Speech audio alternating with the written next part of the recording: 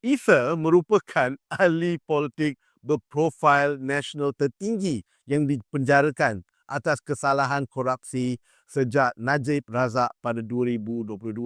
Mahkamah Persekutuan pada 10 Februari 2026 dengan panel Hakim Nordin Hassan, Lee Swee Seng dan C. Muhammad Ruzima Ghazali sebulat suara membuat keputusan tersebut. Isa sebagai pengerusi Felda ketika itu didapati bersalah menerima suapan berjumlah RM3 juta daripada ahli lembaga pengarah gagasan abadi properti Sedia Berhad berhubung pembelian Merdeka Palace Hotel dan Suite di Kuching. Suapan itu disempurnakan oleh Ikhwan Zaidil menerusi bekas pegawai khas Isa Muhammad Zaid Muhammad Arif antara 2014 sehingga 2015.